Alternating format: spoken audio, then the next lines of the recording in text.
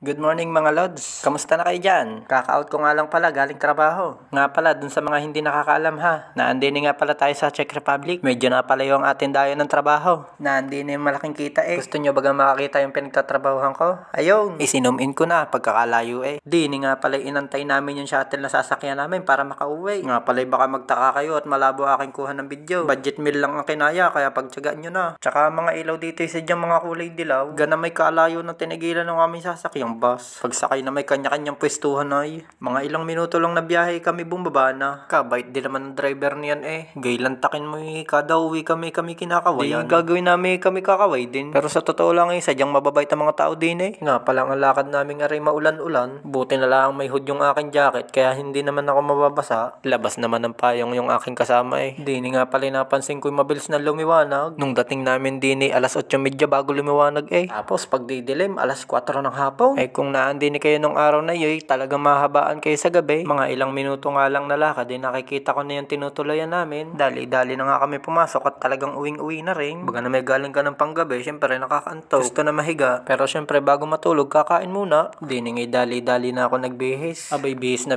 at gusto nang makapagkape. Isinilid ko nga pala yung aking sapatos sa ilalim ng heater para matuyo. Sinunod ko na magpakulo ng tubig na mainit. Pagkasalang ko naman na mainit na tubig, agad na ako nagsali ng asukal at kape sa isang tasa. O diba? Atat na sa kape. Kasama na sa buhay natin yan. Tsaka kahit galing ako ng panggabing trabaho, sadyang ako'y nagkakape pagka uwi. Ay sabi nga daw nila, baka nga daw hindi ako makakatulog. Ay nung ako na may nakatulog, ay sadyang pagkakalalim. Nung makakuluan tubig, ay sinalin ako na yung tasa. Pagkasali ng tubig, agad na ako nagsaing. Bay gutom na rin. Tsaka para makatulog na rin na maaga. Ba teka, nga pala umaga na. Nga pala, yung kape ko baka lumamig, mabalikan. Hinalo ko muna ulit yung kape. Ay nung tinikman ko yung tabang, lalagyan ko sana ng asukal. Naalala ko hindi ko pa nga pala nahalo. Eh kung nasa linan, edi pagkakatamis. Ay siya, ay tayo muna magkape din eh. Are lang ang bisyo ko din eh, ang magkape. Ay paano yan, di yan na muna kayo. At dito naman ako, hanggang sa susunod na lang ulit. Are na may pahapyaw laang, nang hili laang sa kape. Hanggang sa susunod ulit, paalam.